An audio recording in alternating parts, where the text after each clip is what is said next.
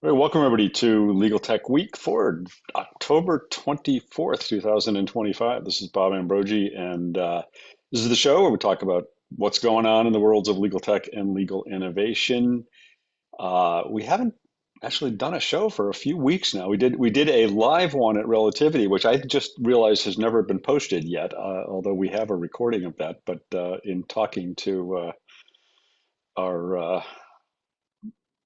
production assistant, whatever we call him, Ben, he hasn't gotten around to posting it yet, so we got to get that posted. But anyway, plenty of stuff to talk about, and lots of we've all been traveling a lot here and there. Victor, maybe not you quite as much, but I am currently in San Francisco, where uh, I'm at.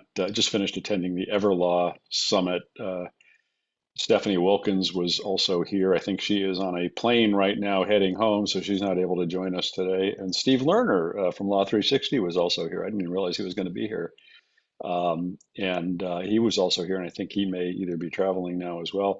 My interesting tidbit I learned about Steve Lerner, maybe you guys knew this. I never knew he was like a travel writer or something before he got into writing about legal tech. Did you guys know that? I don't know. Anyway, our panelists today, here they are. Let's go around and do introductions. Nikki, you want to kick it off? Sure. My name is Nikki Black. I'm the principal legal insights strategist at 8am, the team behind My Case Law, Pay Case Beer, and DocketWise. And I write legal technology columns for ABA Journal, Above the Law, The Daily Record. And I also analyze data and author some industry reports on the 8am side of things. And if I suddenly step away, it's because the plumber has shown up. I think that our sewer line is backing up. I'm not sure. And I ran upstairs to go to the bathroom before this, and I was like, don't flush the toilet. Don't flush the toilet. And then I walked away and flushed the toilet because it's so second nature. So I don't know if I like tipped it over the edge and it's going to completely overflow while we're talking, but we'll see. But the plumber might get here. So if I step away, that's why. We believe in oversharing on this show. Uh, Victor, how's the plumbing in your house today? Knock on wood, I can't complain. We've had some other problems. Um, our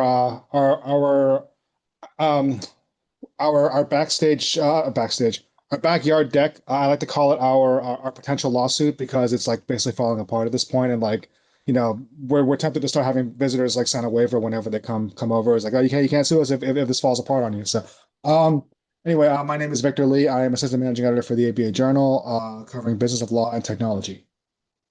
All right, and Joe. Joe Patrice from Above the Law and the podcast Thinking Like a Lawyer. And I will tell you about all the user conference season and how we've been on the road a lot. I have been telling people I beg anyone to move their conference out of September and October. Not sure whether that's working, but I got a story about the too much information. So I had a dream slash nightmare last night. My dream last night, I was in a hotel and I was getting increasingly lost as I was trying to find my way out so I could get to the conference on time. And I kept like running into David Horrigan, who was telling me, oh, it's right over here. And I would get lost more. I think it's time to stop traveling for a while. It sounds like you were in the Gaylord Nashville. Well, that's the thing. It felt like that as far as how lost it was, but that was actually a plot point in the dream because at one point I was like, wait, I know the Gaylord. It goes over here, but it wasn't the Gaylord because it all shifted on me. Yeah, no, it was that was all part of it. That Yeah. was your Spinal Tap. That was your Spinal Tap moment. Oh, it was so bad. Uh, Has anybody seen the new Spinal Tap? That's out, right? The I heard it version wasn't two. that good. No. Okay. I heard it wasn't that good. Okay. Um, Naked Gun was actually surprisingly good though. The new one was actually quite amusing. haven't seen that either. Um, So yeah, and also I forgot to mention Steve Embry is also not here because he was. I saw somebody mention Michelle. I think mentioned the NetDocs conference in the chat, um, and Steve was there, I think, as far as I know. But I think he's also traveling today, and he said he might, if he, depending on his flights, he might log in or not. But I mean, just this week there was NetDocuments, there was Everlob, there was this KM&I conference in New York that I've gone to in the past. I couldn't go to this year. There was some other one in Vegas or something this week that people kept talking about. Um, Last week, of course, was ClioCon in Boston, but I think there was also something up against Clio. I forget. There was like another conference last week. We were at Relativity the week before. Was there something before Relativity? Now I can't even remember where I've been this month. And I'm going to one next week in St. Louis, Missouri. Wash U Law School is doing a week-long kind of legal tech conference.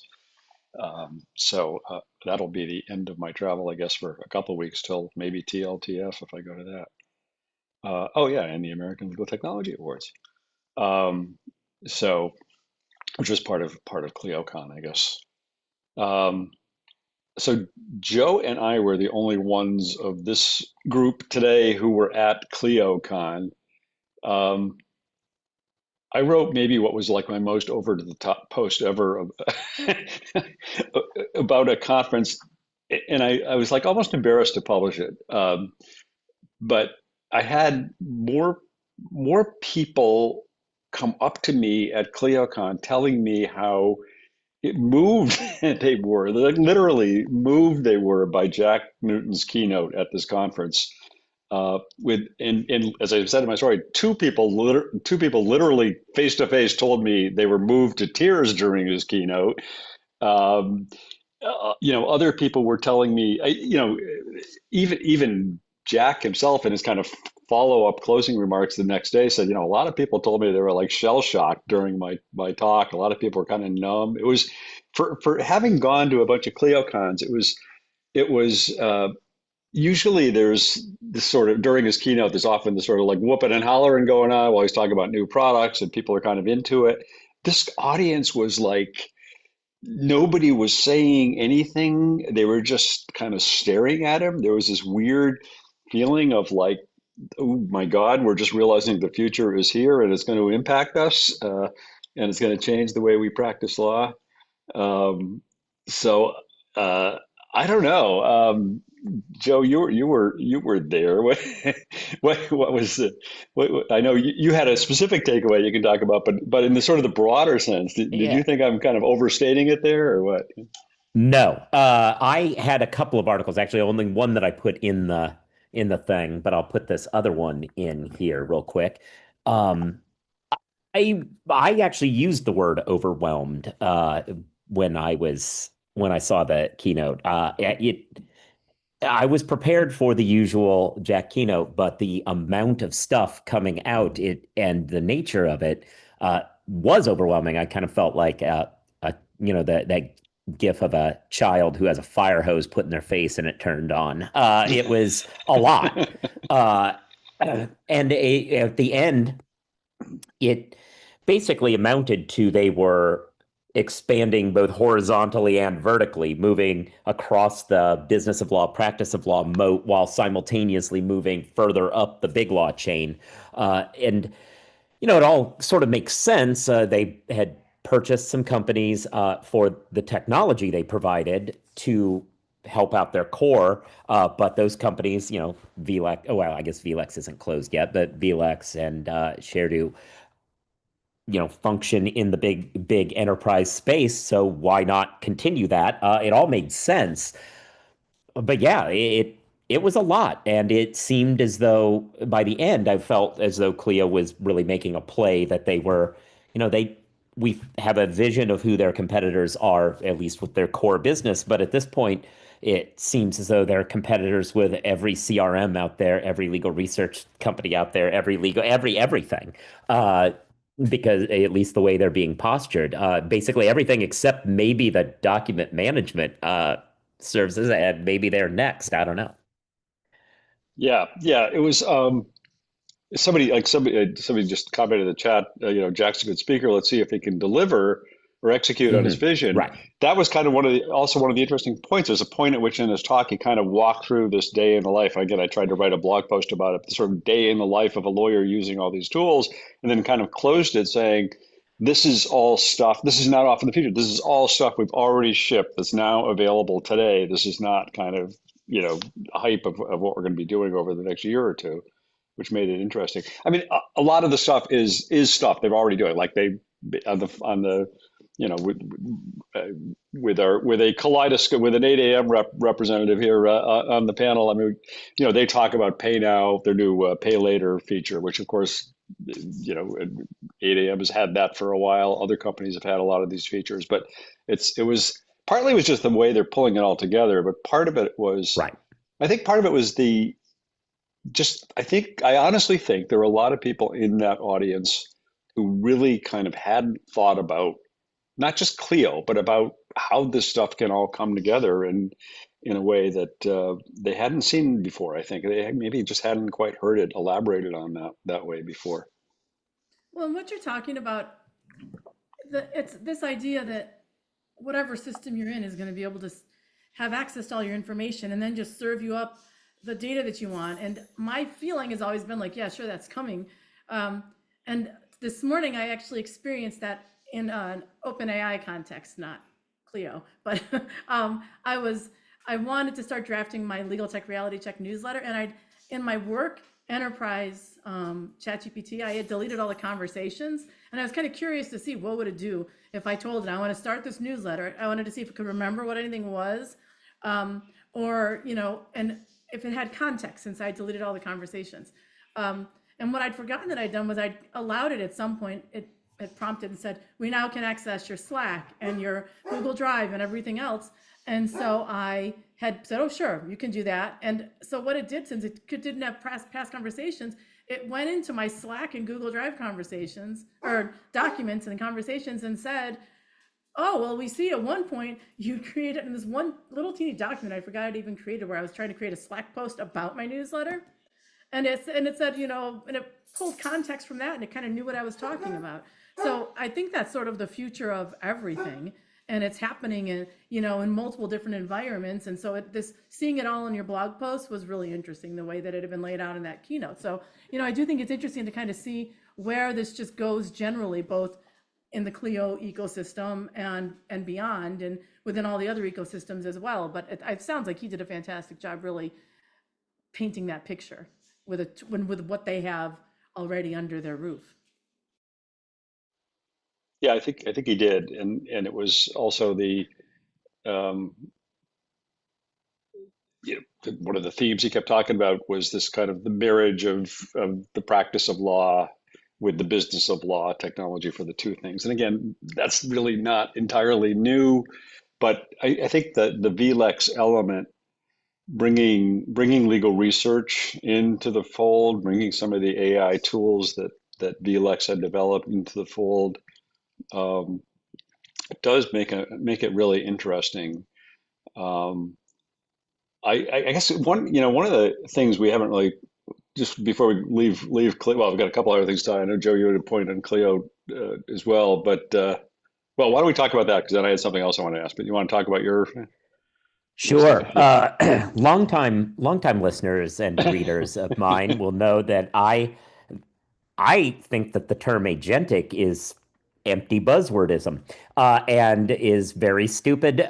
Not just that I think it's dumb as a concept, but also I think it's bad, bad marketing for lawyers, because the baggage that is attached to it, at least the way the tech folks talk about it, is that it's going to do all these autonomous actions, and those I think are problematic for a lawyer who feels as though, as I've been calling it, GPT just take the wheel, is a dangerous place to be, if not malpracticey. Now, I think most of the actual products we talk about that are billing themselves as agentic in the legal space are not actually what, I think a Sam Altman of the world would call agentic. They tend to be much more constrained, responsible, just kind of like vetted automation almost. Uh, which is why I think it's extra problematic. Like, you don't need to market it that way. Why do it? And what I thought about Clio was, what I never heard was the word agentic. I believe I was keeping track. It came up twice in Jack's keynote, and never about their own products, just kind of like general industry.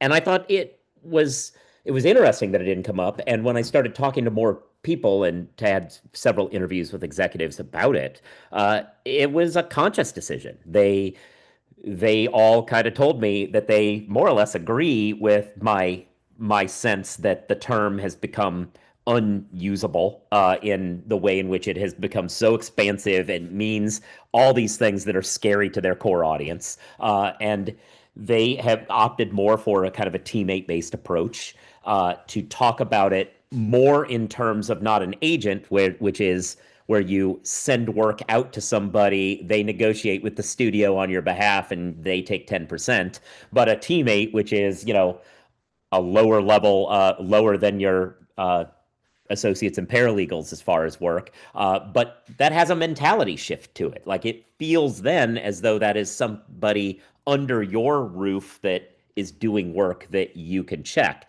as opposed to an agent who is somebody that you explicitly, the nature of that relationship, going back to our bar prep, the nature of that relationship is it's somebody who goes out and does things on your behalf, but using their own judgment. And that kind of mindset shift, I think, is A, useful for the lawyer who wants to buy this stuff to feel that way. And I also felt like it guided when I talked to kind of the product folks, it seemed to guide the way in which they thought about building automation. They thought about how do we build this in a way that keeps the human not in the loop at the end or something, but engaged at various checkpoints throughout the process. And I'll be talking about that in a later story potentially too. But I just thought it was really interesting that there might be finally, for my benefit, there might finally be an end to the reign of terror of the word agentic.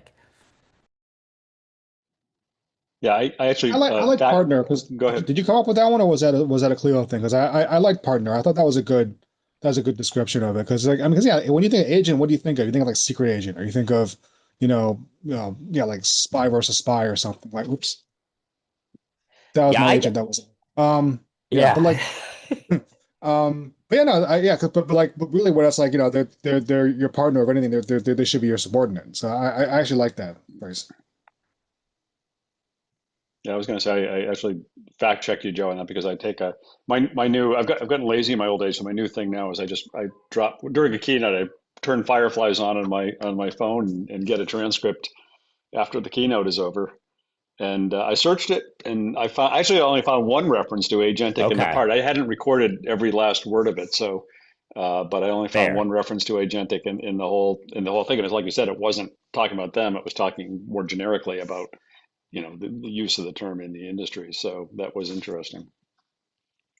Um, yeah, one other thing on the Clio front before we leave that is just curious what you all think about their new sort of push into the enterprise world. They kind of made this big announcement about Clio Enterprise or Clio for Enterprise. They've launched a new division devoted to big law and corporate legal, I guess. They've launched this sort of new version of that ShareDo platform they had acquired a while ago, Clio Enterprise, and you know, uh, trying to basically their quest for world domination in the legal world, I guess, is really what it comes down to. Uh, is this do they have a chance? Are they going to be able to move into the big firm space? I mean, it certainly seemed like that is obviously a huge hurdle at a new thing. The things that made you feel better about it were uh, they did make clear that they weren't trying to utilize their current resources to do that. They are going to hire a bunch of new people to do that, and they're going to have a whole new department that just focuses on that. So, because there is a real difference between those two markets, and they should have different people there.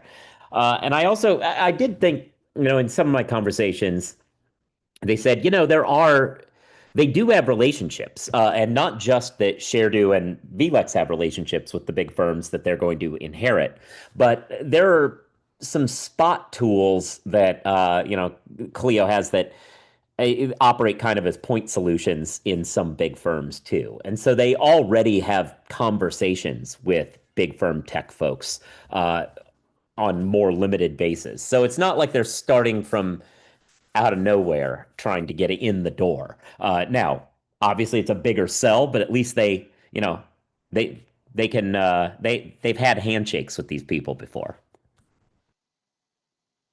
Yeah, any other thoughts on that?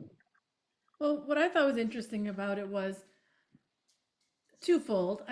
Like Joe just said, they so many of the companies they've acquired already have some of those relationships, right? And as best as I think, and I may be wrong about this, it looks like more of them are international than in the U.S., but I could be completely wrong about that. But that aside, those relationships I think will help, because, and maybe they already have some deals in, in the works, because the large law firm deals take a lot more time to come to fruition than any other part of our market, because it takes them years, and they'll often want to pilot the program first, and so their investment into that may take some time to come to realization. But once you get one or two large law firms, that's money in the bank. Some companies no bank, I can't think of another word, their entire revenue on just one or two large law firms, and can, make a lot of money off of that. So it may take some time to come to fruition, but again, they may already have some stuff in the works because of those other companies. But those are the sort of the things that struck me in hearing that. So, but it's an interesting move, and it makes sense given those recent acquisitions. So we'll see what happens. And look, let's be honest, right? I mean, that's all it really takes is just one or two law firms because well, what do we know about law firms, especially the big ones? Like if one or two start doing it and get a lot of success doing it, a lot of other firms will follow. A lot of other firms will do the hey, how'd you do that? Like, oh, we use Clio, then let's do that for us too. So yeah, I mean, it's very much follow the leader over there. If they have success with a couple law firms, that's really all they need. Yeah, I was at a dinner during Clio where there were a bunch of big firm like innovation people at the dinner, and I asked, and there were like Clio and Vlex people there also, and I said to the table like, just pretend these Clio people aren't here, but what do you honestly think are Clio's chances of making inroads into the enterprise space? And they all said the biggest challenge Clio faces is just simply the inertia of law firms and the fact that they are on whatever platform they're currently on, whether it's a legacy one or something more recent. Most of them are on kind of legacy platforms because there haven't been anything more recent. But they've modified it, they've customized it, they've adapted it to their particular firm's needs, and for them to move off of that anywhere in the short term future is just not very likely to make a switch. I mean, what one guy even said to me, he said, if I was like starting fresh today, I would take a look at Clio and consider it, but we're not. We're on established platforms. And I asked Jack about that at some point when we did a podcast recording there, which I don't think it's come out yet, but and Jack's answer was like, yeah, we're in it for the long haul. If it takes us 10 years to make inroads in this market, so be it. We're not going anywhere, and we know this is not going to happen overnight. But I think so Dan O'Day's question is interesting. What platform would they be replacing? And that's the other issue, right? Is that large law firms, because they're so large, they're enterprise basically, silo the major functions, and because mhm, it's so complex, into certain types of software. So right. they would have to get rid of all those platforms. The only one who's sort of doing that might be Intap, that already sort of has certain Hmm. functions that are cross referenced, or not, cross-functional tools within them that are all from Intap within a firm. But, so that's a good question too. You'd have to be replacing multiple, you'd have to have sufficient feature complexity and functionality to replace multiple different types of software. And they would have to be willing to be ready and willing to move everything off of those and into one single platform. Doesn't mean it can't be done. It doesn't mean now's not the time for that. It's just, not a short-term deal, and that's why I think they do need to be in it for the long haul. And it sounds like they are. I mean, you wouldn't be doing this if you weren't. So Yeah, yeah. It does depend on some big. Yeah, I mean, it does depend on what big means. Because there are places that are big enough that they have a kitchen sink policy with some of this stuff where I mean, I remember when I was very much starting out, there were firms that were like, "Oh, we're a Westlaw firm, we're a Lexis firm," and then by the time a few years later, everybody had accounts with everybody, and it depended on what the associate chose. And there's some possibility that some firms are deep pocketed enough that they'll be like, "All right, well, we have Harvey or whatever, and well, let's just get Vincent in here too, and let the associates figure out what they want to work with." So, Nikki, you had go off in another direction here. Nikki, you had a story about something that's happened in New York relating to AI and the judiciary. You want to talk about that? Yeah, and I thought it was really interesting the approach they took, and so did a lot of people in the comments when I posted about it on LinkedIn. Let me share the story. I wrote this for the Daily Record, and 2 articles ago, I had talked about a couple of other, and this was about how New York had issued a policy for the judiciary's use of AI. And a couple of weeks ago, I had written about a few other states whose judiciary had, in different ways, tried to dip their toes into AI, whether passing a tech competence requirement or by issuing regulations like this. And most of New York's was not surprising. I think overall they did a good job. What was sort of bizarre was when they limited it to a handful of different types of tools, most of which seemed to be for like IT and developers more than like people within the court system using them. And then they said you can only use the free ChatGPT version, not the paid. That was the one that just, my thinking was, it must be because once you use the paid, there's all sorts of integrations and everything else. This is either wine or the plumber, both of which I need. But so here, I thought that was interesting. Here, let me mute myself for a minute. Sorry. Wait, did you say she's having wine delivered to her house? Is that what she said? She said That either does seem like it, wine or yeah. the plump. It's just going to take us along this discovery journey to find out Oh exactly who yeah. it is. We're all going to find out in real time whether it's wine or the plumber. Uh, why she's taking her camera along, I I don't don't know. know why the camera's coming along, but yeah. The suspense is killing me, but It is the plumber, so I'm going to go away for a few minutes. okay, All right. okay. All right. Uh, so then this could well be a good time, Victor, to turn to your story this week that you wanted to highlight on a kind of the new generation of SEO, I guess. Yeah, so this was written by our Business of Law reporter Amanda Robert. She did a really good job on it, and like this is how law firms can use GEO to stand out in AI searches. So longest time everyone was talking about SEO, search engine optimization, how you can get to the top with Google results and whatnot. But now firms are starting to rely more on GEO, which is how you can make sure that your firm shows up and answers whenever people type it into like ChatGPT or whatever whatever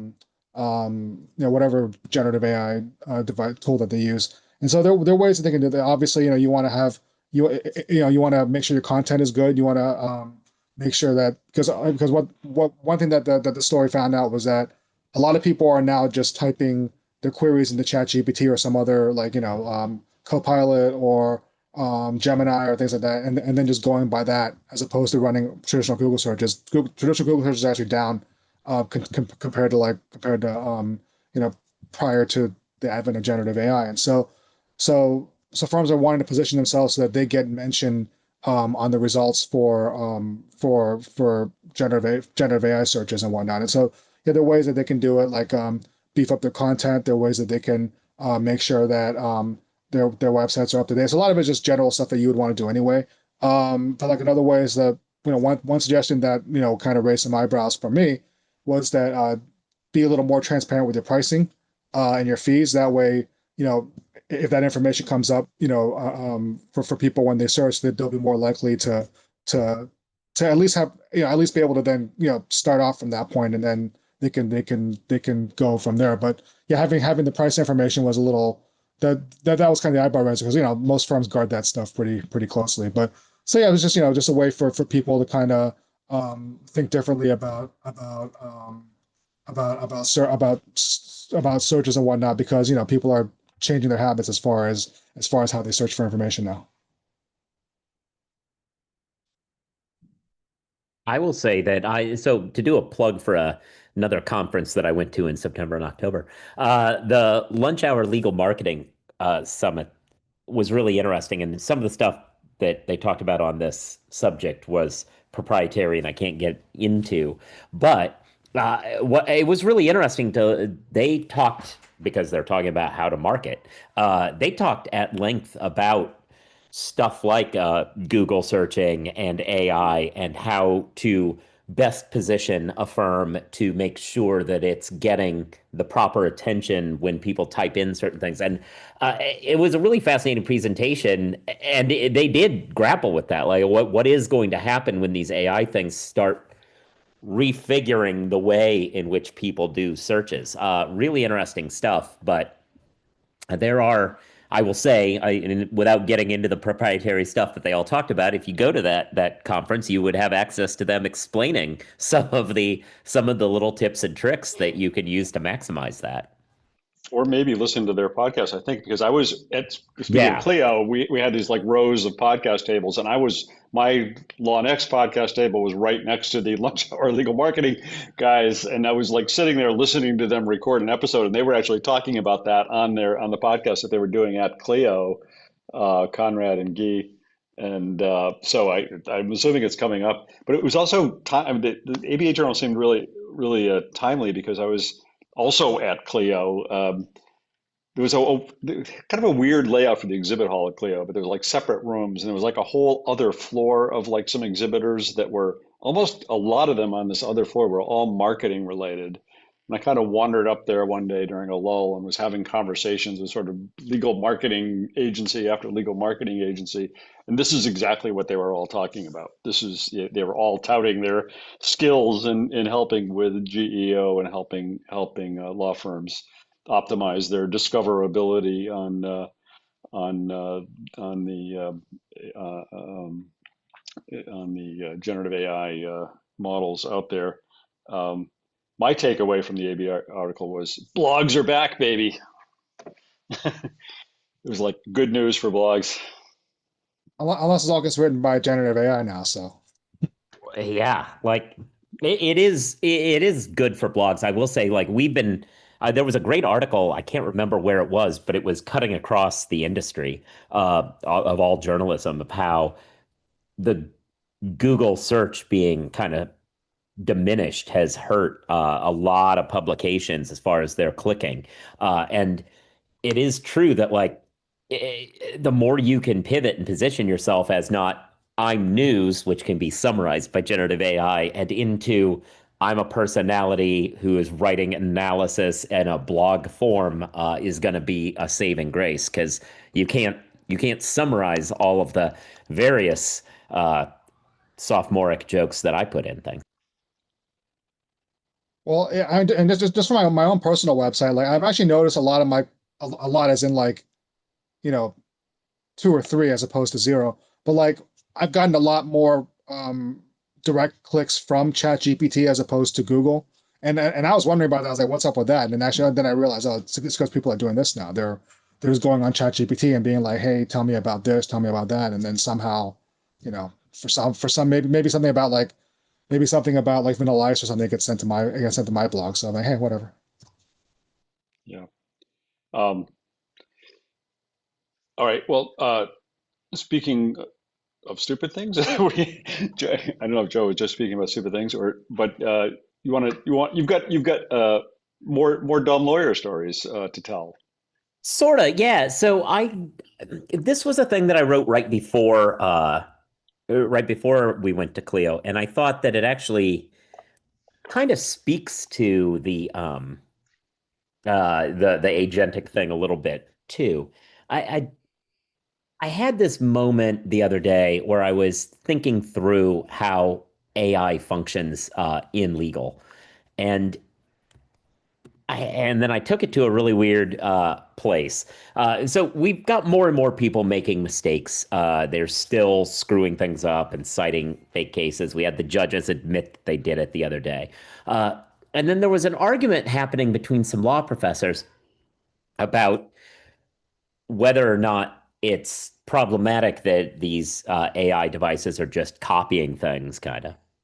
Uh, and the response was, we're as lawyers, that's what we always do. Like plagiarism is in a common law system, good.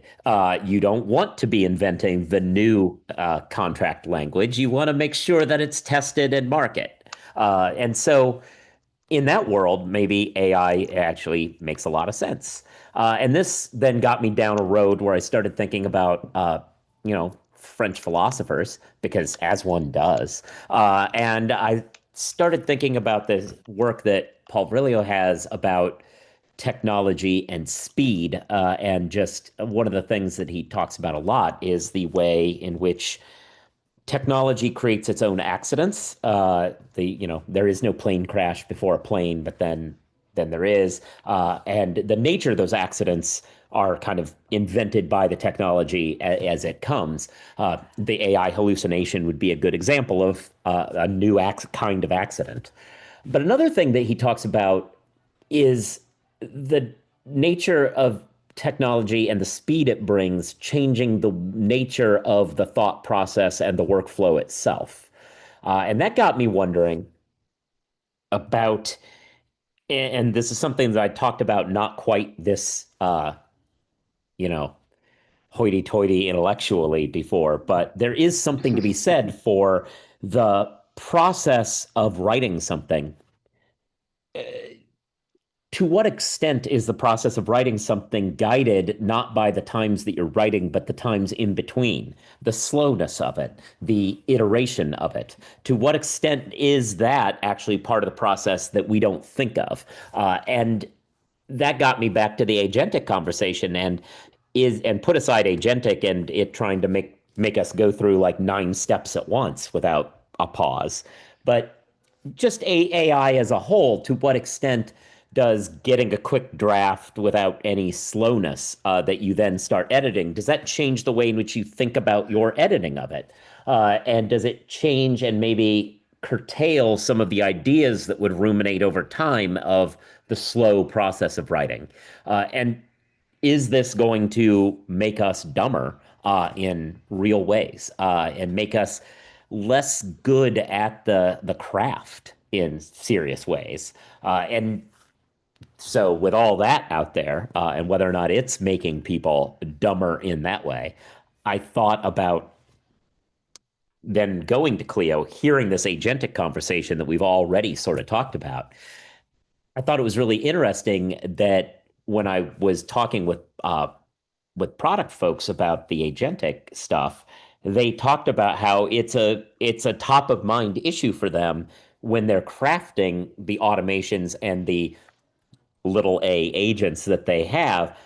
How do you work into the design these sorts of checkpoints where these kind of choke points almost where you want to slow the process down for the human. You want to make sure it doesn't skip over something that the person should be there for. And I think that might become part of the greater conversation that we all need to have surrounding AI. And how do we pump the brakes on it in a way that avoids losing some of that essential slowness that is required for judgment to be exercised. No, I'm not muted. Keep muting myself because I've got stuff going on in this hotel room behind me. Well, okay, yes, you are getting very philosophical there today, Joe. And I, Yeah, I, postmodern philosophy doesn't work its way in all that often, so I have to take the chance no, opportunities. Yeah.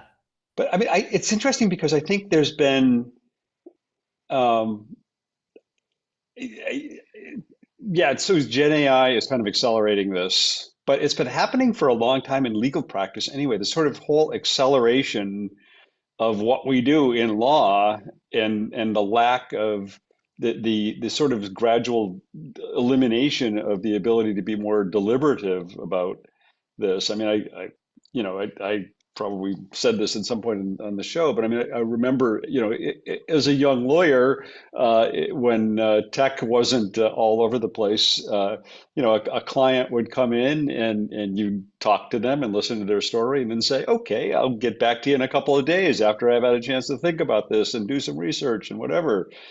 You know, it's been a long time since we've been able to do that. They want an answer now. They email you with a question and they expect you to respond right away. So yeah, I don't know if it makes us dumber necessarily. I mean, the Gen AI part probably, it does. I don't know. I haven't figured out yet what the impact is on writing and that sort of stuff. But in a way, it's kind of been happening for a while, even before Gen AI, I think. I don't know.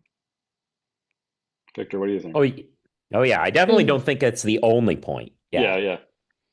yeah, I mean, I guess, like that's the case with any kind of type of technology, right? It's like there's always the argument, oh, well, this like spell check's going to make us dumber, or grammar check's going to make us dumber because then we're not going to actually know how to spell things. We're not going to know how to actually use proper grammar or things like that. And so I feel like that's the case with any type of technology that comes and like purports to save time in the process in general. Like, oh, it's gonna make us dumber because it's gonna take out this part that we used to have to learn, or we used to have to know by heart or whatnot. I mean, yeah, I mean, I probably don't spell as well as I used to, just because now because I expect the little red line to come out on Word, and same with grammar. I probably mess up some things out because I'm waiting for the green squiggly lines to show up in case I forget something. So yeah, I think that's the case with anything. It's just AI now is just multiplying that, because it just makes things just so much quicker as opposed to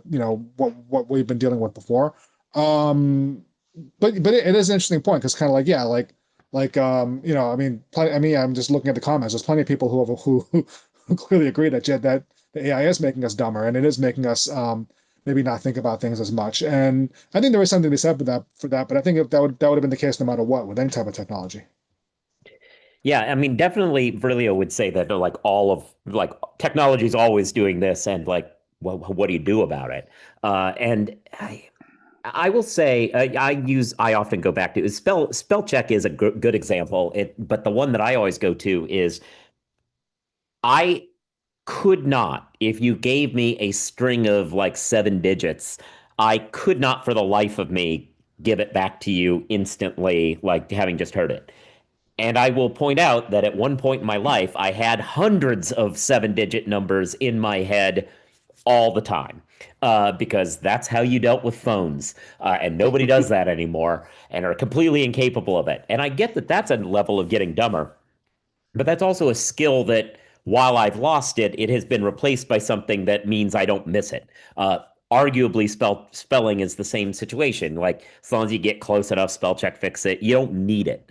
The question is there a way in which that sort of judgment that happens in the pause, the notes you don't play moment, is that something that you can get by without? And is the finished product still as good? My ability to go to my phone and just type somebody's name gets me connected to them just as well. Is this the same situation? And if not, how do we avoid it? Like it, and I think maybe it's a user experience issue. Maybe it is a building in checkpoints. Maybe it is a change in the workflow, and what different people, what different job titles intervene at different times. That way, you aren't necessarily intervening all the time. There's somebody whose job it is to do XYZ. Maybe multiple AIs are coming at it at all times to fill in that. I don't know what it necessarily is, but it just feels like this just strikes me as one that's more profound potentially, if we lose those areas in between. This is maybe relevant to this.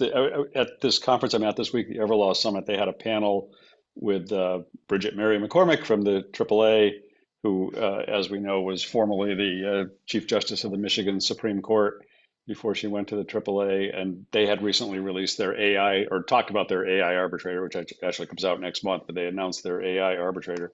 So they had a panel where she and a law school professor, and I'm blanking on the name of the law school professor, were interviewed by the editor of The Verge and one of the guys from the Hard Fork podcast, which sounded like it could be really interesting, but it was kind of weird only because the the two interviewers just kept wanting to ask about hallucinations, and it's like all they wanted to talk about was hallucinations by lawyers. And so in some ways it kind of, I felt detracted from the interview a little bit. But that said, at some point Bridget said something along the lines of, I'm just not really worried about hallucinating. I just don't really care about hallucinations all that much because, from my perspective as a judge, lawyers have been hallucinating for decades, and they have a new way of hallucinating now. But they've been making up citations and making stuff up in briefs for a long time. And she said, and you know what? Judges have been doing it too. She said, I can give you any number of stories of judges who will on appeal, we see them cite to cases that either didn't exist or that were cited for the wrong reason, and or that had been reversed or whatever, and we would send it back to them with instructions. This case has been reversed, and they'd do it a second time. So, we've been dumb for a long time, I guess, is kind of what she was saying, or at least some of us have been. Yeah, but I take Joe's point about how, AI is just kind of a different. Yeah. There's something different about it because it's like, look, I mean, okay, look, not to, but like, you're seeing things on Amazon now where it's like their entire books that are clearly written, but clearly written by AI, or very little of it was actually written by a person, and they're being self-published and offered for sale, and it's kind of like, okay, I get that that might be, a more efficient way of writing, but it's like, did you really, but who really created that at the end of the day? Like, who really, who, I mean, regardless of whose name is on there, or if anyone's name is on there, it's just like, yeah, like at the end of the day, like was that, it's kind of the whole, like, it's like the whole monkeys typing on typewriters thing. It's kind of like, you get enough monkeys in a room typing on typewriter, eventually they'll come up with Shakespeare. And it seems like AI is kind of like that, only just, it just goes much faster. Like, you don't need 20 monkeys, you just need one. I mean, I will also say of the AI thing. So the AI writing thing is fascinating to me. I've gone down recently the rabbit hole of watching some of these authors who play in the AI novel space, and basically all of them are, you can't just have it write a novel for you, and not just ethically, but they also talk about the shortcomings technically of it, like it sucks. But they talk about the things AI can do to speed up the novel process, which is fascinating. But as I watch them and some of these videos, they're talking about the backlash they sometimes get, like, oh, well, even if you use it in any way, like, it's so bad. And they're like, I think it's James Patterson, whatever. They're like, what about that guy? That guy hasn't written a book himself in years. I think it's him. I'm not positive, but he hires young authors straight out of school. He gives them like general plot outlines, and they write the books. That's why he's able to have a new one every couple of months on a airport spindly wheel. And at the point that you're doing that, how different is it to say, I've plotted out, created the characters, know all the beats, whatever, and AI, fills out, a couple more details when I ask, like, oh, can you flesh this out and add another 50 words worth of talking about their eyes or whatever it is. And that really got me. I was like, yeah, what is the difference there necessarily? I don't know. Yeah. Yeah. Well, Nikki's probably off enjoying the new delivery of wine she got, and Yeah. or whatever. But one other thing I want to mention before we wrap up is this. I don't know if anybody had a chance to look at this VALS AI study that came out this week on legal research. Maybe was it this week even? I've lost track of my time. I wrote about it this week. I forget when it actually came out, but VALS had been the folks who had kind of done one of the initial benchmarking studies of some of the legal AI tools out there earlier this year, and at that point they put off doing a study on the legal research specific tools, and now they've just come out with that report, which was interesting for finding that both the legal specific AI legal research tools and just the at least ChatGPT as the general model,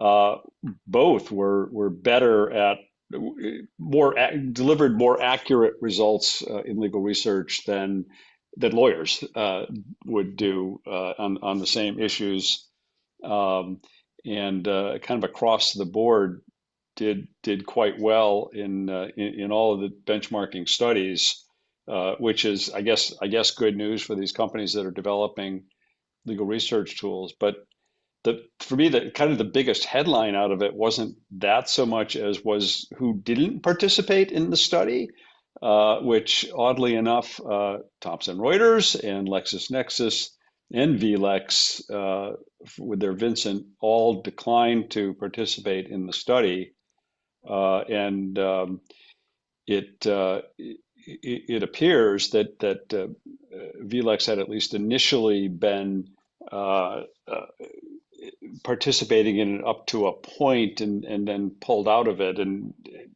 there's who knows, there's not a clear explanation as to why. I had asked about it and got a kind of a response that